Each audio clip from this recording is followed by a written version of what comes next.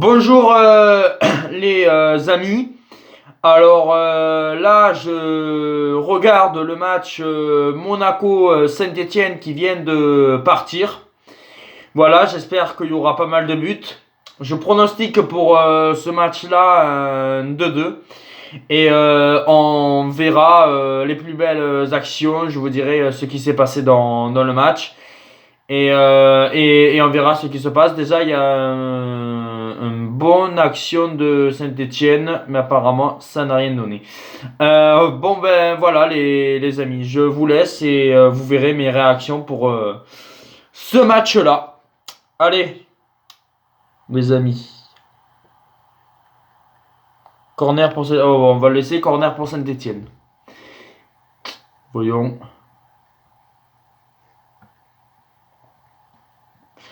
Très mal tiré. Bon, ben, Saint-Étienne. Je j'ai pas trop vu les équipes. Je sais qu'à Saint-Étienne, il y a Gabriel Silva, Saliba, Ruffier dans les buts. Que à Monaco, j'ai vu, il y avait Ben Yedder. Je pense que Moreno a mis quand même l'équipe type. Parce que quand même, la Coupe de France est quand même importante pour Monaco. Pour les deux équipes quand même. Pour l'instant, dans ce début de match, c'est pas terrible, hein. Il n'y a pas beaucoup de frappes. Voilà, après on sait pas trop qui domine. Je dirais plutôt un peu Monaco. Mais de toute façon, c'est juste le début de match. Dijon s'est qualifié difficilement, mais Dijon sera là pour les quarts de finale. Une attaque. Une attaque de Monaco. D'accord. Ouais, Ben Yedder. Ouais, d'accord. Ben, Monaco, l'action n'a pas été terrible.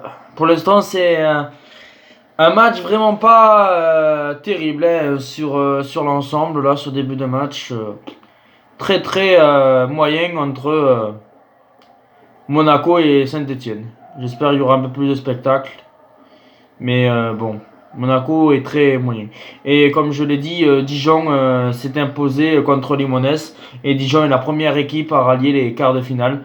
Comme je l'avais prédit. J'avais prédit un match plus facile dans mes pronos. Mais Dijon s'est qualifié. Et là, il y a un match vraiment, c'est du nez fixe entre Rennes et Angers, où c'est 5-4. Et c'est pas fini encore. C'est pas encore fini. Oh, quel contre! Quel contre de Saint-Étienne! Ah ben là c'est Amouma qui est parti telle une flèche. Oh là là, la défense de Monaco c'est vraiment pas terrible, hein. Là je le constate, Monaco c'est très faible. Une place, une relance. Pas terrible Monaco là. Alors, je pense que Saint-Étienne en contre peut faire très mal. Et là Rennes s'est imposé. Rennes, dans un match complètement fou, vient de s'imposer 5-4 contre Angers. Et la surprise, c'est entre Belfort et Montpellier, il y aura une séance de tir au but. Je vais vérifier. Mais je pense que la prolongation est terminée. Ouais, je pense que la prolongation est terminée. Ils disent qu'ils sont toujours en prolongation. Mais je pense que c'est la séance de tir au but entre Belfort et Montpellier. Alors là, c'est là quand même la grosse surprise. Si Montpellier se fait éliminer par Belfort, ça serait la surprise. Et Rennes qui, comme je l'ai dit, reste en liste encore pour le doubler. Et comme Dijon. On le joue les contrôles. Ah ben, je joue les contrôles de Ben Yedder et Gelston Martin qui se foire. C'est très pauvre pour l'instant Monaco. En défense, c'est pas terrible. Et ils n'arrivent pas à se trouver en attaque. Voilà, pour l'instant, je trouve que c'est très très pauvre. Et Saint-Étienne, ils essayent de jouer en contre-attaque. Pour l'instant, c'est un match vraiment par rapport aux autres matchs de 18h30. Vraiment pas terrible. On espère avoir du rythme. Moi qui avais dit 2-2, pour l'instant, c'est loin d'être un match vraiment très très foufou. Belle frappe de... C'est qui a frappé? Ah non, c'est une frappe contre son camp. Et c'est Ruffier qui l'a détourné. Mais Monaco commence à pousser enfin. Là, le corner joue à 2. Souvent, les corners qui sont joués à 2, il se passe rarement rien. Et comme je le dis, il se passe rien. C'est vraiment un match de basse qualité pour l'instant. Hein. C'est un match très épreuve. Voilà, enfin j'ai les équipes. Alors le compte dans les buts. Aguilar, Badiachil, Gemerson, Georges, Gelson Martin, Adrien Silva, capitaine, Golovin, Zagré que je connais pas, Ben Yedder et Keita Baldé. Et côté Saint-Etienne, parce que pour l'instant c'est un match vraiment pourri, Ruffier dans les buts, Gabriel Silva, ou, Fofana, Saliba, Debuchy, Envilla, Oulu, Honora, Amouma, Bouanga et Diony. Voilà pour les compositions, les amis. Après, pour le reste, il se passe toujours rien. But de Saint-Etienne. Alors là, ben, comme je l'avais dit, le contre, le magnifique centre de Mathieu Debuchy. Et là, Bouanga là, qui vient placer. Alors là, ça va très mal, surtout en défense à Monaco. Superbe but parce que super centre de Mathieu Debuchy. Et par la même occasion, grosse surprise, Belfort qui se qualifie pour les quarts de finale. Belfort qui va rallier. Là, je me suis totalement gouré. Bravo à Belfort qui est de National 1. Voilà, faut les féliciter. Mais Monaco va très mal. Monaco va très mal parce que là, ils se font percer en défense. C'est quand même assez dramatique. Et super son de Mathieu Debuchy. Mais est-ce que Monaco va réagir de suite? Voyons. Ah non, non, non. Oh là là là là, Monaco. C'est... Ouais, non, c'est pas terrible du tout, Monaco. C'est assez catastrophique. Pour l'instant, Monaco, c'est catastrophique. Hein. Quelle perte de balle, quelle perte de balle. Quelle perte de balle de Monaco, là, à l'instant. Non, et finalement, ça va rien donner. Ça va rien donner. Mais là, Monaco, comme je le dis, n'est pas flamboyant. Ouais, non, ça va être une saison peut-être galère. À moins que là. Voyons la contre-attaque. Ah non, non, non, non. Même en attaque, ils n'arrivent pas à se trouver, on dirait.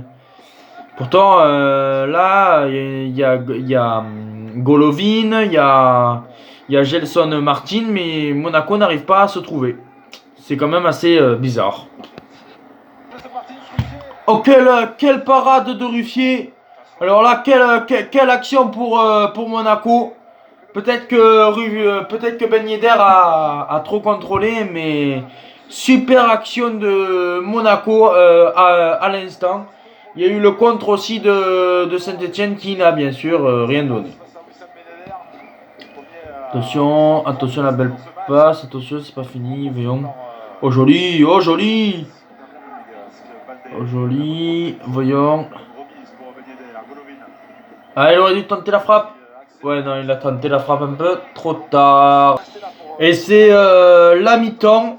Alors, sous les sifflets un peu de Louis II, eh ben, Saint-Etienne mène 1-0 contre Monaco. Alors, une première période où j'ai trouvé que Saint-Etienne a joué en contre et a su marquer tout à fait ce but. Mais par contre, Monaco, c'est très faible en défense et en attaque, ils n'arrivaient pas trop à se trouver. On se retrouve pour la seconde période. C'est parti pour la seconde période. On verra si Monaco s'est réveillé ou si Saint-Etienne va les enfoncer encore plus. Enfin, une occasion dans cette seconde période et elle est stéphanoise. Avec un super contrôle orienté de Amouma. Mais sinon, on n'est pas loin de s'endormir dans cette seconde période. Pour l'instant, on s'emmerde un peu, ouais. Première frappe de Jovetic qui vient de rentrer. Toujours un match assez pauvre, même si Monaco essaye de pousser. Mais après, il se passe toujours rien et on est toujours à 1-0 pour l'instant. Saint-Etienne tient ce résultat alors qu'il reste 5 minutes de jeu. Mais sinon, Monaco, c'est quand même assez faible hein, parce que ils essayent en attaque, mais comme je le dis, c'est pas terrible. Allez, il reste plus que presque 30 secondes à Monaco pour espérer égaliser dans un match assez vraiment pas terrible pour les Monégasques. Alors voilà, est-ce que Monaco sera éliminé de toute compétition et verra peut-être pas son rêve européen être éliminé?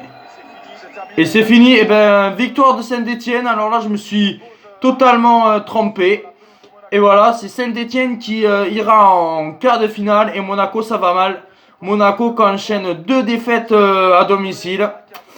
Là, attention à Monaco parce que maintenant ils n'ont plus que le championnat pour être européens. Bon, ils sont à seulement 4 points, mais attention. Voilà les amis, j'ai essayé de faire, j'ai regardé le match. Voilà, j'ai trouvé que ce match-là a vraiment pas été terrible. Et voilà, je vous aime les amis et on se retrouve très vite. Allez, ciao les amis, au revoir.